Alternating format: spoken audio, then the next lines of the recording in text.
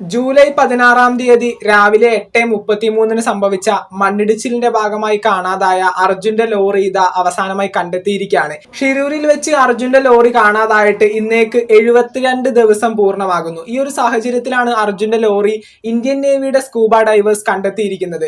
ഈ ഒരു സമയത്ത് ഈ ഒരു ലോറി കണ്ടെത്തിയിരിക്കുന്നത് ലക്ഷ്മൺ നായിക്കിന്റെ ചായക്കടയിൽ നിന്ന് 65 മീറ്റർ നീളത്തിലുള്ള ഗംഗാവലി പുഴയുടെ ആഴങ്ങളിൽ നിന്നാണ് ഈ ഒരു ലോറി കണ്ടെത്തിയിരിക്കുന്നത്. അർജുൻ ഓടിച്ചിരുന്ന ഭാരത് ബെൻസിന്റെ ലോറിയുടെ ക്യാബിനിൽ നിന്ന് തന്നെ അർജുന്റെ ഡെഡ് ബോഡിയും ഇതാ കണ്ടെത്തിയിരിക്കുകയാണ്. ആദ്യം മുതലേ എല്ലാവരും പറഞ്ഞിരുന്ന ഒരു കാര്യമാണ് അർജുൻ ആ ഒരു ലോറിയുടെ ക്യാബിനിൽ തന്നെ ഉണ്ട്.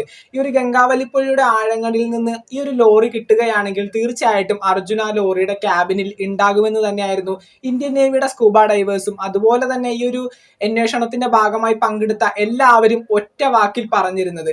തീർച്ചയായിട്ടും ഗംഗാവലിപ്പുഴയുടെ പല സ്ഥലങ്ങളിലും ഈ പറയുന്ന അർജുനെ തേടിയുള്ള അന്വേഷണങ്ങൾ ഇന്ത്യൻ നേവിയുടെ സ്കൂബ ഡൈവേഴ്സും അതുപോലെ തന്നെ ഈശ്വർ മാൽപേ എന്ന് പറയുന്ന ആ ഒരു സ്കൂബ ഡൈവറും ഒരുപാട് പ്രാവശ്യം അന്വേഷിച്ചിട്ടുണ്ടായിരുന്നു. പക്ഷെ തീർച്ചയായിട്ടും അർജുന്റെ ലോറിയോ അല്ലെങ്കിൽ അർജുന്റെ ലോറിയുടെ എന്ന് തോന്നുന്ന ഒരു വസ്തുക്കളും ഇതുവരെയും കണ്ടെത്താനായിട്ട് ഇവർക്ക് സാധിച്ചിട്ടുണ്ടായിരുന്നില്ല. എന്തൊക്കെയാണെങ്കിലും ഒരുപാടധികം മരക്കഷ്ണങ്ങളും അതുപോലെ തന്നെ ഈ ഒരു അന്വേഷണത്തിന്റെ ഭാഗമായിട്ട് സ്കൂബ ഡൈവേഴ്സിനും ഈശ്വർ മാൽപേക്കും ഒരുപാടധികം ഈ ഒരു ഭാരത് ബെൻസിന്റെ ലോറിയുടെ ഭാഗങ്ങൾ എന്ന് തോന്നിക്കുന്ന രീതിയിലുള്ള പല എവിഡൻസും കിട്ടിയിട്ടുണ്ടായിരുന്നു. പക്ഷേ ഇതെല്ലാം അന്വേഷണത്തിന് വിടുന്ന സമയത്ത് അർജുന്റെ ലോറിയുടേതല്ല ഈ ഒരു ഭാഗങ്ങൾ എന്ന് തന്നെ ആ ഒരു സമയത്ത് കണ്ടെത്തിയിട്ടുണ്ടായിരുന്നു. പിന്നീട് ഒരു നീണ്ട ഗ്യാപ്പായിരുന്നു ഈ ഒരു അന്വേഷണത്തിന് വന്നത്.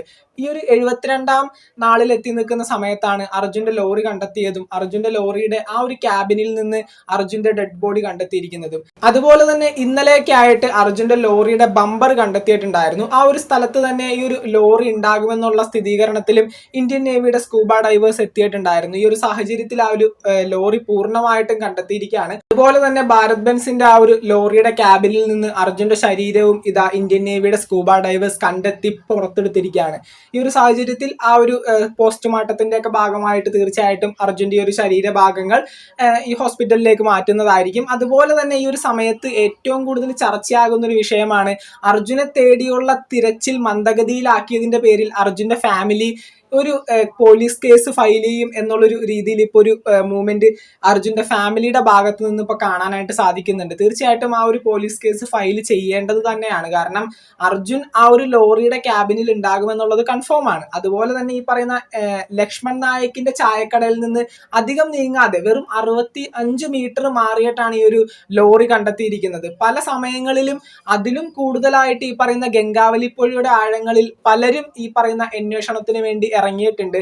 പക്ഷെ ഈ ഒരു സ്ഥലങ്ങളിലൊന്നും അധികമായി അർജുന്റെ ലോറി തേടാനായിട്ടുള്ള ഒരു പ്രിക്വേഷൻ ഇവർ എടുത്തിട്ടുണ്ടായിരുന്നില്ല. തീർച്ചയായിട്ടും അതിന്റെയൊക്കെ പേരിൽ ഈ ഒരു അന്വേഷണം വളരെ ഡിലേ വരുത്തിയതിന്റെ പേരിൽ തീർച്ചയായിട്ടും അർജുന്റെ ഫാമിലി ഒരു പോലീസ് കേസ് ഫയൽ ചെയ്യുന്നതായിട്ടും ഇപ്പോൾ അറിയാനായിട്ട് സാധിക്കുന്നുണ്ട്. ഫൈനലി എല്ലാവർക്കും സമാധാനിക്കാവുന്ന രീതിയിൽ, കാരണം 1-2 മാസമായിട്ട് ഇപ്പോൾ അർജുൻ എവിടെ എന്നുള്ളൊരു ചോദ്യം തന്നെ ആയിരുന്നു. ഏറ്റവും അവസാനം ആ ഒരു ലോറിയും അർജുനെയും ഒരുപോലെ കണ്ടെത്തിയിരിക്കുകയാണ്. അവരുടെ ഫാമിലിക്കും ചെറിയൊരു സമാധാനം കിട്ടിയിട്ടുണ്ടാകും. കാരണം അർജുന്റെ ശരീരമെങ്കിലും കിട്ടിയിട്ടുണ്ടെങ്കിൽ അതിന്റെ സംസ്കാരവും അങ്ങനെയുള്ള കാര്യങ്ങളൊക്കെ അവർക്ക് ചെയ്യണമെന്നുള്ള ആഗ്രഹം അവർക്ക് തീർച്ചയായിട്ടും ഉണ്ടാകും. അപ്പോൾ ആ ഒരു ശരീരം കണ്ടുപിടിച്ചതിലൂടെ ഇത്തരത്തിലുള്ള കാര്യങ്ങളൊക്കെ സംഭവിക്കുകയും അതുപോലെ തന്നെ അർജുന്റെ ആത്മാവിനെങ്കിലും ശാന്തി കിട്ടുന്ന രീതിയിൽ ഇതൊക്കെ ചെയ്യാനായിട്ട് സാധിക്കുകയും എല്ലാവർക്കും ആ ഒരു രീതിയിലെങ്കിലും സമാധാനത്തോടും ഇരിക്കാം. കാരണം അർജുന്റെ വീട്ടുകാരായാലും അർജുനെ കാണാനായിട്ട് കാത്തിരുന്നവരായാലും അർജുന്റെ ആത്മാവിനെങ്കിലും ശാന്തി കിട്ടട്ടെ എന്ന് പ്രാർത്ഥിക്കുന്നവരായാലും അർജുന്റെ ഈ ഒരു ശരീരഭാഗങ്ങൾ കൊണ്ട് സംസ്കാരം ചെയ്ത് ആ ഒരു ആത്മാവിന് ശാന്തി കൊടുക്കണമെന്ന് നല്ല പ്രാർത്ഥനയോടുകൂടി തന്നെ ഇരിക്കുന്ന അർജുന്റെ വീട്ടുകാർക്ക് ഈ ഒരു ശരീരം കിട്ടിയതിലൂടെ ഒരുപാടധികം സമാധാനം ഈ ഒരു സമയത്തായിട്ടുണ്ടാകും. എന്തൊക്കെയാണെങ്കിലും ഈ ഒരു സമയത്ത് എല്ലാവരുടെയും മനസ്സിൽ ഉയർന്നു വരുന്ന ഒരു ചോദ്യചിഹ്നമാണ് അർജുനെ കുറച്ചുകൂടി നേരത്തെ ഈ ഒരു സ്ഥലത്ത് അല്ലെങ്കിൽ ഈ ഒരു ഗംഗാവലിപ്പുഴയിൽ നിന്ന് 65 മീറ്റർ ആണ് ഈ പറയുന്ന ഈ ലക്ഷ്മൺ നായിക്കിന്റെ ചായക്കടയിൽ നിന്ന് 65 മീറ്റർ ആണ് ഈ പറയുന്ന ഗംഗാവലിപ്പുഴയുടെ ആഴത്തിൽ നിന്ന് ഇപ്പൊ ഈ ഒരു ലോറി കണ്ടെത്തിയിരിക്കുന്നത്.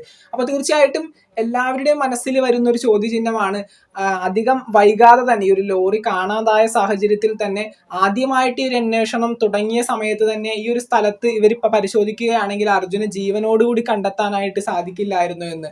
തീർച്ചയായിട്ടും ഇതിന് നമുക്ക് ഇന്ത്യൻ നേവിയുടെ ഫോൾട്ട് എന്നൊന്നും പറയാനായിട്ട് സാധിക്കില്ല, ഒരിക്കലും സാധിക്കില്ല. കാരണം അവരവരുടെ മാക്സിമം ഇതിനകത്ത് കൊടുത്തിട്ടുണ്ട്. തീർച്ചയായിട്ടും ഒരുപാടധികം ജനങ്ങളും അതുപോലെ തന്നെ ഇന്ത്യൻ നേവിയുടെ സ്കൂബ ഡൈവേഴ്സ് ആയാലും അതുപോലെ തന്നെ ഈശ്വർ മാൽപേ ആയാലും അവർക്ക് സാധിക്കുന്ന രീതിയിലെല്ലാം ഈ ഒരു ഗംഗാവലി പുഴയുടെ ആഴങ്ങളിൽ നിന്ന് അർജുനെ കണ്ടെത്താനായിട്ട് ശ്രമിച്ചിട്ടുണ്ട്. പക്ഷേ പുഴയുടെ അടിയൊഴുക്ക് നമുക്ക് പ്രഡിക്റ്റ് ചെയ്യാൻ പോലും പറ്റാത്ത രീതിയിൽ ഒഴുകിക്കൊണ്ടിരിക്കുന്ന സമയത്ത് ഈ പറയുന്ന സ്കൂബ ഡൈവേഴ്സിനായാലും ഈശ്വർ മാൽപേക്കായാലും സ്വന്തം ജീവൻ ദാനമായി കൊടുത്തുകൊണ്ട് ഒരാളെ രക്ഷിക്കാനായിട്ട് ഒരിക്കലും സാധിക്കില്ല എന്നുള്ളതൊരു സത്യം തന്നെയാണ്.